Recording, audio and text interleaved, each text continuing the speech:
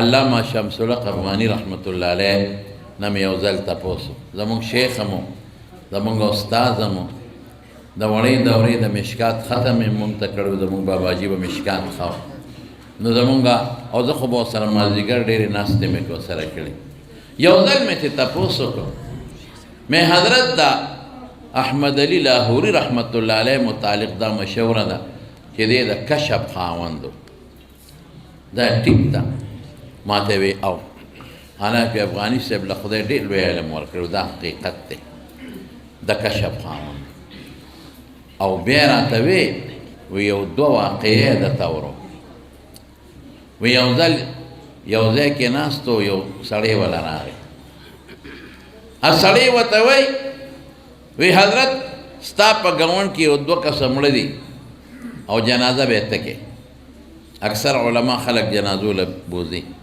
او ستا د جنازې د وجې د دواړو یو ټیم مقرر کړی نو لاهوري صاحب ته چې دا خبره وکړه او ورته وی ایک جنت کو گیا ایک جهنم کو یو جنت ته تللی دی او بل دوزخ ته تللی خلق حیران شي خدایه دا دعوه خو ډېرو لویو خلکو هم نه ده کړې تا ته څه پته لګي د غیب علم خو الله سره دې ته کشف ویرو دا کله کله د انسان د زړه ته الله القاو کی الهام ورته وشي ان للملک لمة بقلب ابن آدم وللشیطان لمة بقلب ابن آدم د انسان د زړه ته یو خوا شیطان نستی او ته دا ګناه ورچي د شیطان ته وسواس وای ا ګناه ته وسوسه وای بل خوا وته فرشته نستی دا غي فرشتي نو ملهم دي او چې او ته کوم خیر ورچي غي ته الهام وای او د دې بیا علماء کرامو د دې الهام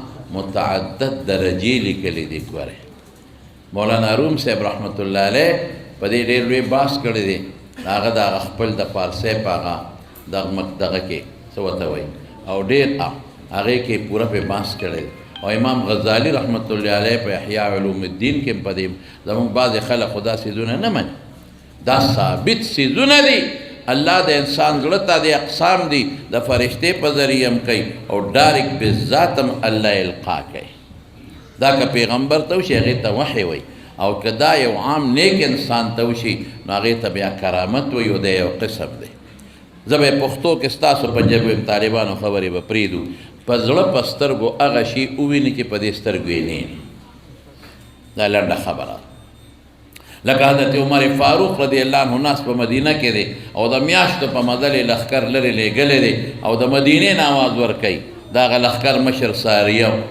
یا ساریتو الجبل الجبل ساریه احذر د دې جبل غر نه ویریږه هغه ته آواز هم رسي او لښکر هم ویني خیر و یو جنت ته او بل دوزخ ته لاړ خلکو یې دا څنګه خبره ده چې معلومات یې واغېشتل نو یو مری ته تیزندي اچولې وه پنده نو چې مری ته یې تیزندي واچوله خو بس لاړې دوزخ ته ورسېد په هغې مړو او بل په اکسیډنټ مړو صاحب الحدم شهیدون اکسیډنټ کې چې مړ شي نو شهید شو او شهید ظاهره خبره جنت ته به ځي دا یو کشف دویمې راته وی یو ځل یو سیټ جومات جوړ کړی لاهوري صاحب پسې راغی وی حضرت پہلی نماز آپ پڑھائیں گے ړومبې مثبته کې لاهوري صاحب لا چې لاړ صاحب هغه جومات ډېر خشته جوړ کړی لاهوري صاحب چې ننوت په جومات هغه سیټ سمې نخرې کړی ډېر ښکلی جوړ کړی او دا پنجابیان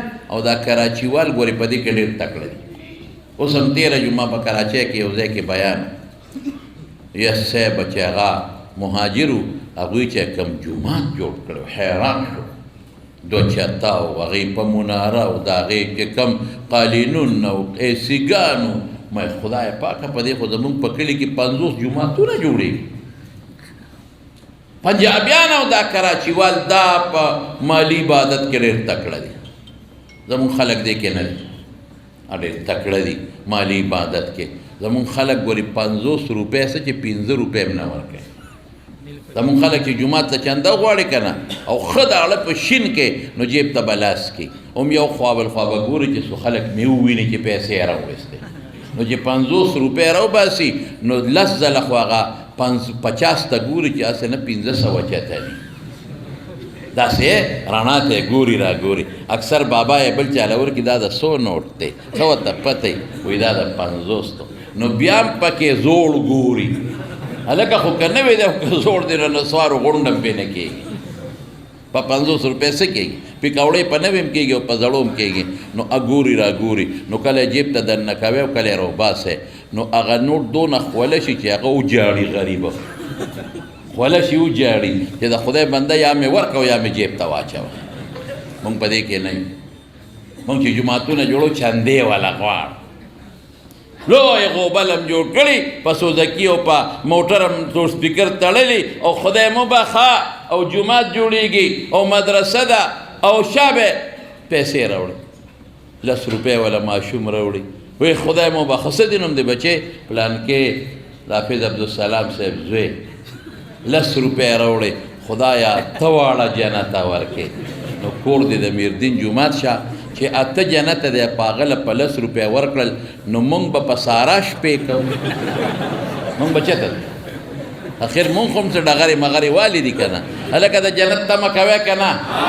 څوک کوي لاس اوچت کې؟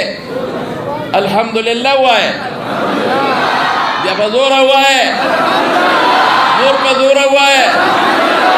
مونږ له به خدای جنت راکوي. ډرم رم او ټرم ټرم له نه پیدا کړی. مونږ کلمه وایو، مونږ الله باندې ایمان لرو، مونږ مونځ کوو ورته، مونږ د الله قدرت منو، د الله ښکلې صفات منو. مونږ له به جنت راکوي که خیر انشاءالله. امید به لرو، رجا او خوف.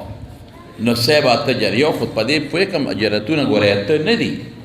بعضې مفسرینو لیکلي دي څه نومونه هم، جنت الماو، جنت فلان فلان، دا مرجوح قول دی. جنتونه بې شمېره دي، دروازې ته دي. نو دی وی ته جنت ته ورکې، نو چې هلته بل وله 10 ورکې وي د لمه ته ورکې، نو چې بل لږ د لمه ته ورکې، نو خوار شه خو دې په اړومبي په 10 روپۍ خرڅ کړي دي. نو اوس په هغه کم خوا بل خوا دا چندو والا، دا مې ډېر بدي چې دا په لوډ سپیکر و چې چندې غواړي.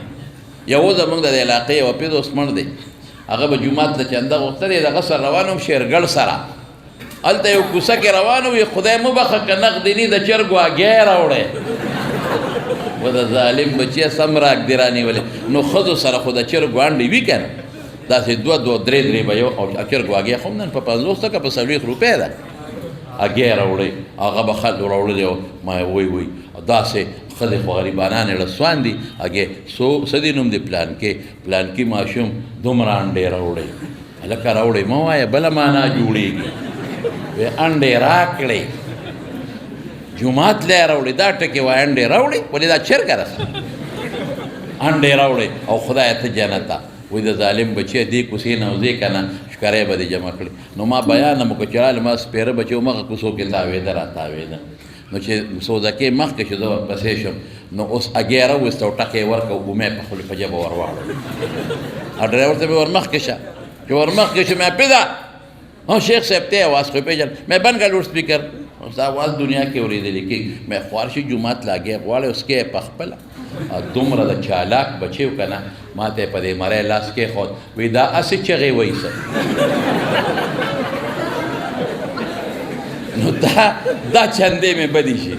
دا مفتي صاحب محترم ناست دی، دا ډېره دا د دین سپکاوی راولي.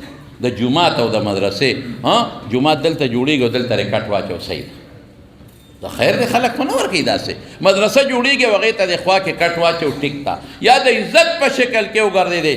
رسول الله مبارک ولې جهاد د چنده نه ده غوښتې، موږ ته چنده وایو، د خلکو نه پیسې راغونډول. نو دا خیر دا په شریعت کې منع نه دی. موږ مدرسې جوماتونه په دې شي چلېږي، خو د عزت په خیال د بې عزتۍ نه. واړه واړه ماشومان یې ساتلي او پلین کوچ ته ورځي او چنده واچوه. هغه ښکری دونه تېري وي چې د خلکو سپېمې په ډولو سوری کړې. نو دا مونږ خلک په پیسو کې مالیاتو کې ډېر کمزوري. مونږ وایو جومات له چنده، لکه چې د لور دغه کې واده کې څومره لکونه لګې تا وله چې ته په خپلو کې چنده غوښتې ده. د زوی د وادي لکونه پې لګې تا وله په تربورواله کې چنده غوښتې ده. نو د الله دې کور له چندې خو 5 شپږ یو ځای شی جوړې کړې که